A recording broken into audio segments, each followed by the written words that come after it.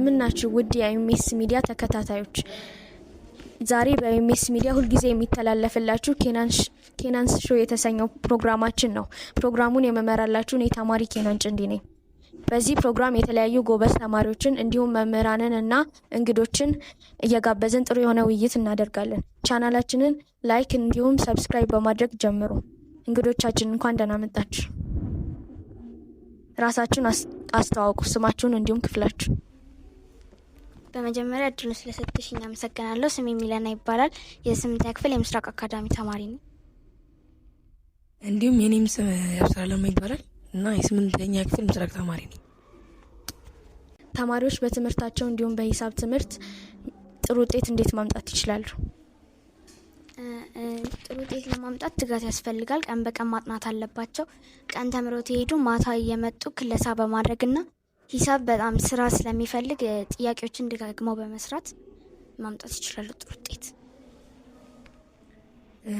በመጀመሪያ እያጠኑ በማጥናትና ከዚህ ሰምቶ ሄዱ እዛ ያጠናሉ፣ ከዛም ይከልሳሉ። እናም በሁለተኛ ደረጃ ደግሞ ለሂሳብ ትምህርት ጥልቅ የሆነ ፍቅር እንዲኖራቸው ለሂሳብ ትምህርት ፍቅር መስጠት አለባቸው ማለት ነው። ሂሳብ እንደዚህ ነው ማለት የለባቸው።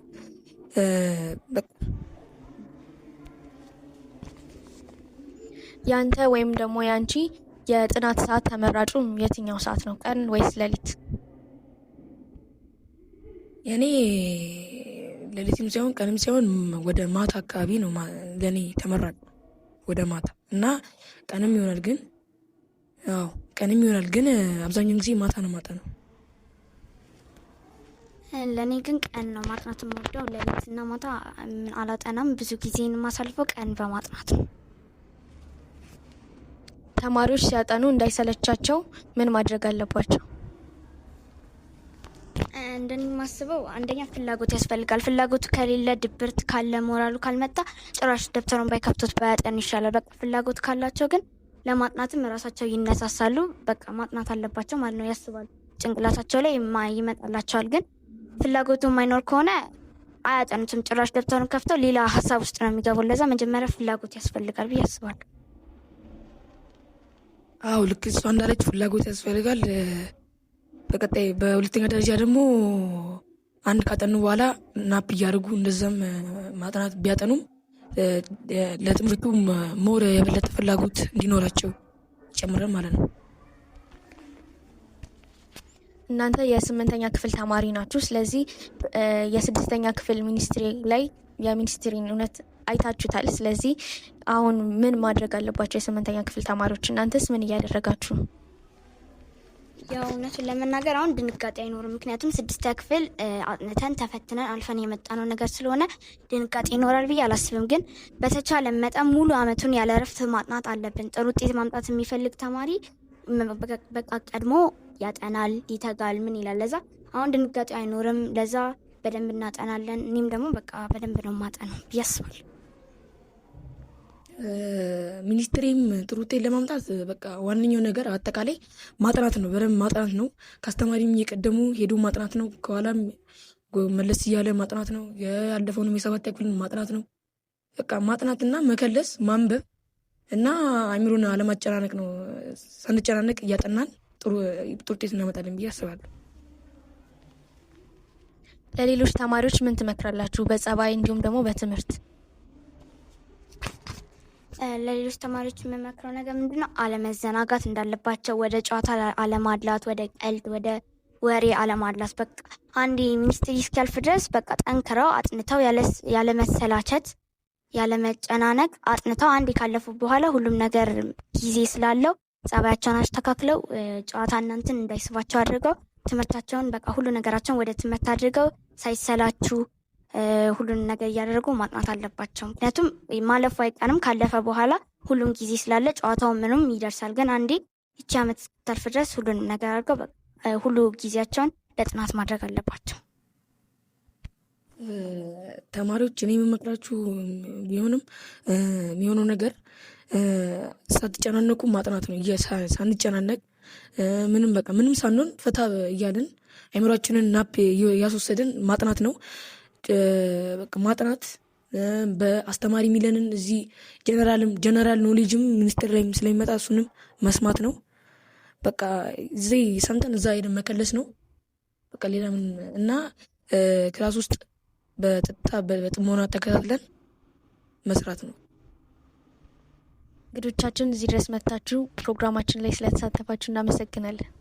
ከ8ኛ ክፍል ተማሪዎች ጋር የነበረን ውይይት ይህንን ይመስል ነበረ። ቀጣይ ደግሞ ከ7ኛ ክፍል ተማሪዎች ጋር በማትስ ትምህርት ጥሩ ውጤት ካመጡት ጋር ቆይታ ይኖረናል። ራሳችሁን አስተዋውቁ፣ ስማችሁን እንዲሁም ክፍላችሁን። እሺ፣ ስሜ ቃል ኪዳን ሙላት ይባላል። የመጣሁት ከ7ኛ ቢ ክፍል ነው። እሺ፣ ስሜ ሰመረ ገብረየሱስ ይባላል። የመጣሁት ከ7ኛ ኤ ክፍል ነው። ራሳችሁን ትንሽ ለተማሪዎች ለማስተዋወቅ ያክል በአንደኛው ኳርተር ስንተኛ እንደወጣችሁ እንዲሁም አቬሬጃችሁ። በመጀመሪያው ተርም 3ኛ ነው የወጣሁት። አቬሬጂ 94 ነጥብ። በመጀመሪያው ኳርተር አንደኛው ነው የወጣሁት 96.33። ያንተ ወይም ደግሞ ያንቺ የጥናት ሂደት ምን ይመስላል? ተመራጭ የምታደርጉት ሰዓትስ የትኛው ነው? እኔ ተመራጭ የማደርገው ከሰዓት ከ12 ሰዓት ወደ 2 ሰዓት ያለውን ነው። ማለትም በቃ ለጥናት አመቺ የሆነ ሰዓት እሱ ነው ብዬ ነው የማስበው። ከትምህርት ቤት ገብቼ መክሰሴ ከበላው በኋላ ያለውን ሰዓት ነው የምጠቀመው። ባለፈው አመት የሚኒስትሪ ተፈታኝ እንደሆናችሁ ይታወቃልና አሁን ለ6ኛ ክፍል ተማሪዎች ምን ትመክራቸዋላችሁ? የምንመክራቸው ያላቸው ጊዜ አጭር ስለሆነ ከዚህ በኋላ ባላቸው ጊዜ ውስጥ በደንብ እንዲያጠኑና ጠንክረው እንዲሰሩ ነው። 6ኛ ክፍሎች አሁን ፈተናው ከባድ ባይባልም ግን አጥንተው ያላቸውን ጊዜ በደንብ እንዲጠቀሙ።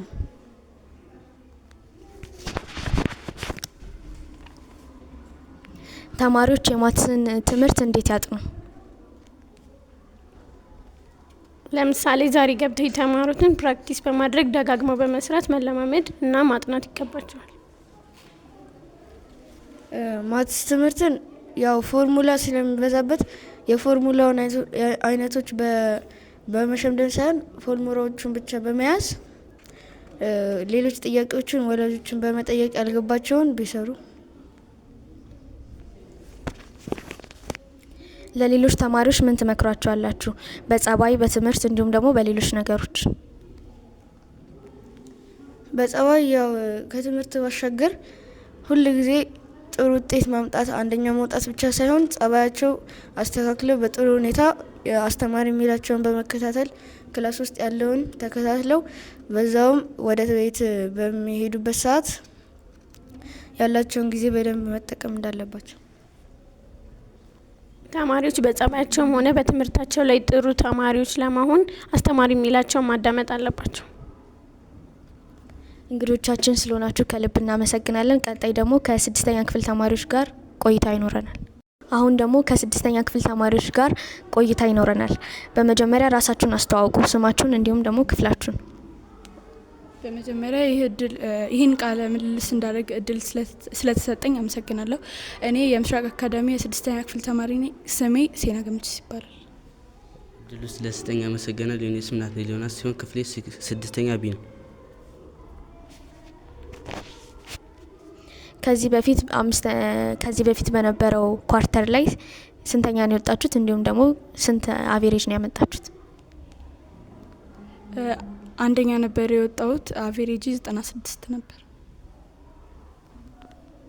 ከዚህ በፊት እንደወጣሁት በሁለተኛው ኳርተር ሁለተኛ ሲሆን አቬሬጂም 95.25 ነበር። የእናንተ የጥናት ሂደት ወይም ደግሞ ተመራጭ የምታደርጉት ሰዓት የትኛው ነው?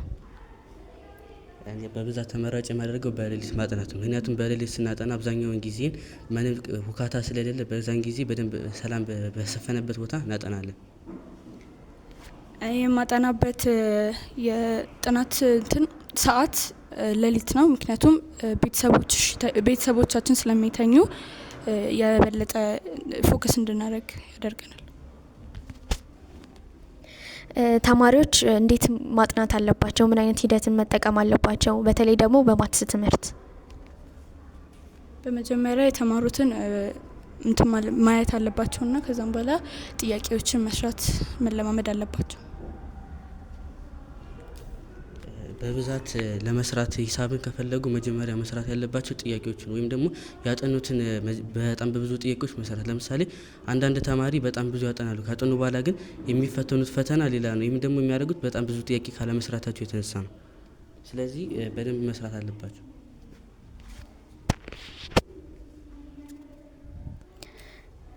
ለሌሎች ተማሪዎች ምን ምክር ታስተላልፋላችሁ? በተለይ በባህሪ በመጀመሪያ ሴልፍ ኮንፊደንስ ወይም ደግሞ የራስ መተማመናቸውን ማለት በቃ ማጎልበት አለባቸው እና በራሳቸው መተማመን አለባቸውና ሌላ ደግሞ ጥሩ ስነ ምግባር መለማመድ ወይም ደግሞ ላለመረበሽ መሞከርና ጥሩ ባህሪ እንዲኖራቸው እመክራለሁ። መጀመሪያ በፈተና ጊዜ አለመደናገጥና በኮንፊደንስ ነው መስራት ሲሆን፣ ሌላኛው ጊዜ ደግሞ በክፍል ውስጥ በደንብ በንቃት መከታተልና አለመረበሽ ነው። እንግዶች የሆናችሁ ምክራችሁን ስላስተላለፋችሁልን ከልብ እናመሰግናለን። መልካም ፈተና እንዲሆንላችሁ እመኛለሁ። አሁን ደግሞ 4ኛ ክፍል ተማሪዎች ጋር አጠር ያለ ውይይት ይኖረናል። ራሳችሁን አስተዋውቁ፣ ስማችሁን እንዲሁም ክፍላችሁን። በመጀመሪያ እድል ስለተሰጠኝ አመሰግናለሁ። ስሜ ሀሊድ መሀመድ ይባላል። የመጣሁት ከ4ኛ ኤ ክፍል ነው። እድሉ ስለተሰጠኝ አመሰግናለሁ። ስሜ ማስጭ እንዲባል የመጣሁት ከ4ኛ ኤ ክፍል ነው። በአንደኛው ሴሚስቴር ስንተኛ ወጣችሁ? እንዲሁም አቬሬጃችሁን ብትነግሩ። በአንደኛው ሴሚስቴር አንደኛ ነው የወጣሁት። አቬሬጅ 98.9 ነው። በአንደኛው ሴሚስተር 3ኛ ነው የወጣሁት። አቬሬጅም 97.51 ነው። እናንተ በጣም ጎበዝ ተማሪዎች እንደሆናችሁ እናውቃለን። እንዲሁም ደግሞ ጓደኛሞች ናችሁ። እንዴት ነው እርስ በርስ እየተረዳዳችሁ ነው እንደዚህ ከፍተኛ ውጤት ማምጣት የቻላችሁት?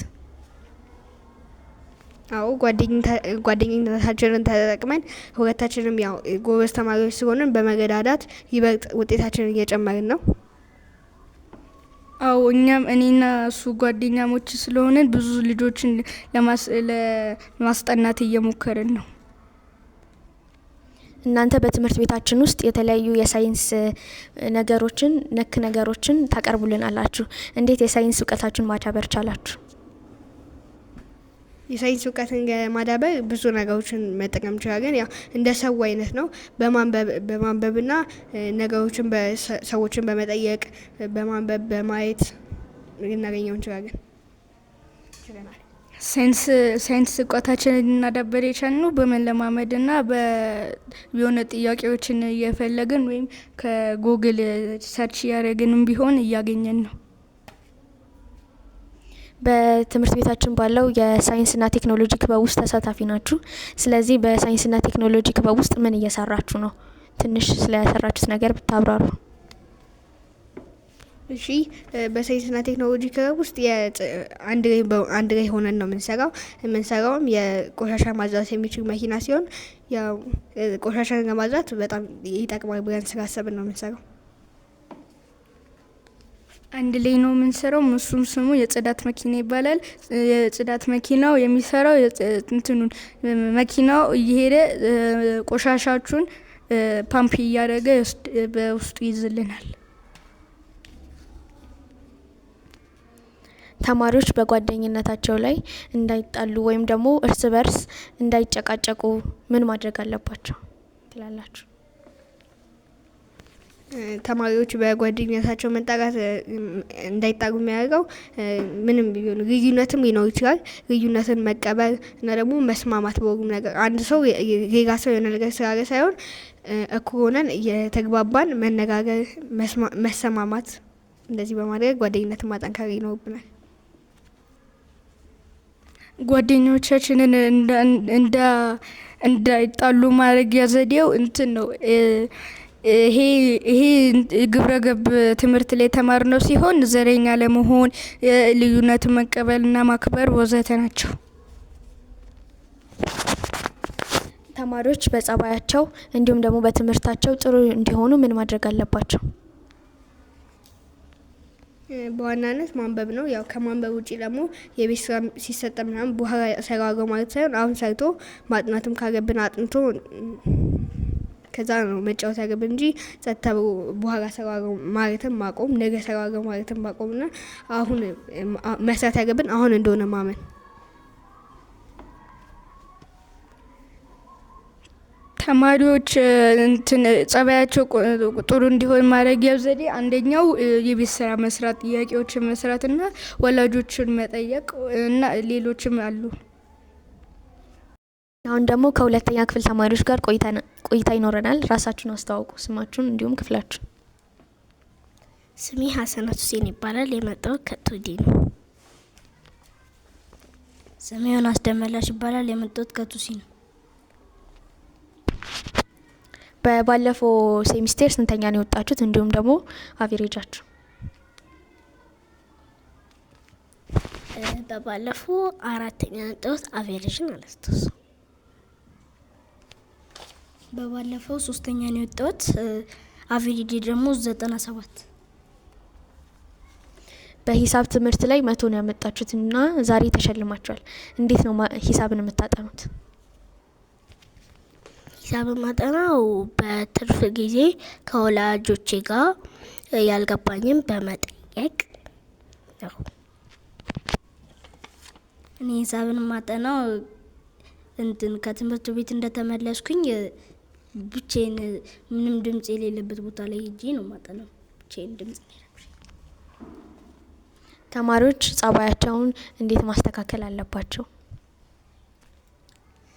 ጸባያቸው የሚያስተካክሉት አንደኛ ነገር በክላስ ውስጥ አስተማሪ የሚላቸውን መስማት፣ ሁለተኛ ነገር ደግሞ አስተማሪ ሲያስተምር አለመረበሽ።